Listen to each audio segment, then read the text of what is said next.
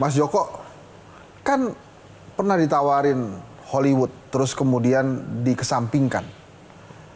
Emang sudah merasa besar ya sebagai sutradara gitu ya, sampai kemudian merasa berhak menyampingkan tawaran yang lain. Sama gitu Mbak Dewi juga begitu kan, sebagai produser film kan juga filmnya sudah banyak gitu ya.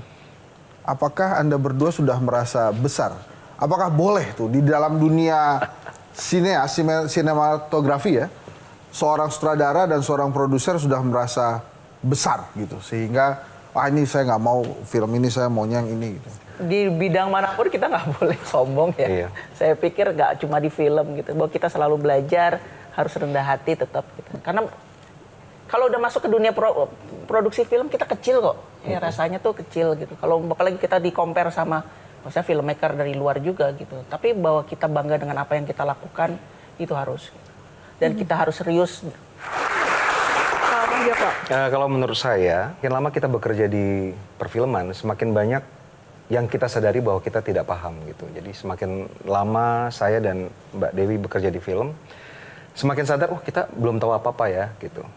Dibandingkan dengan di awal kali kita masuk ke perfilman yang kita mungkin lebih percaya diri gitu. Kita bisa bikin film yang bagus, yang laku. Tapi setelah bagus dari orang. Gitu. Tapi setelah masuk film dengan bentrokan-bentrokan, kita sadar bahwa kita nggak tahu apa-apa gitu. Bisa dijelaskan dikit nggak? Itu untuk aku juga ini soalnya. Ya. Terlepas dari inferiority complex yang soal diundang Hollywood menolak atau apa gitu.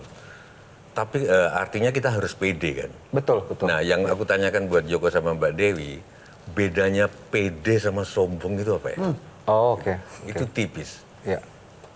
Kalau seseorang yang harus nyanyi di depan publik pada saat itu, dia harus pede. Kalau nggak bisa. Betul. Gitu. Saya rasa itu selama ini saya percaya bahwa sombong itu berarti kita merasa bahwa kita tidak bisa terkalahkan, kita lah yang terbaik dari segalanya.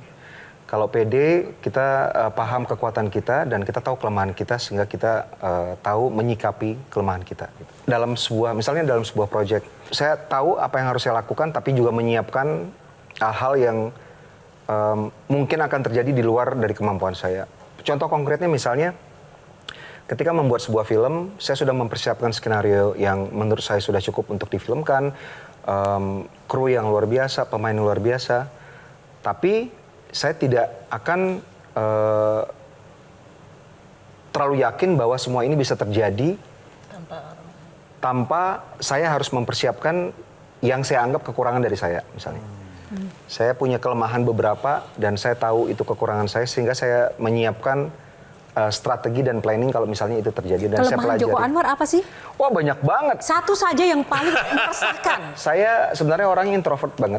Saya nggak percaya, Mas Joko. Betul, ini keringetan bukan karena AC-nya kurang, di sini dingin sekali, cuman saya memang orangnya demam panggung gitu. Katanya orang introvert tuh justru kayak imajinasi dan kreativitasnya lebih tinggi. Bener seperti itu nggak?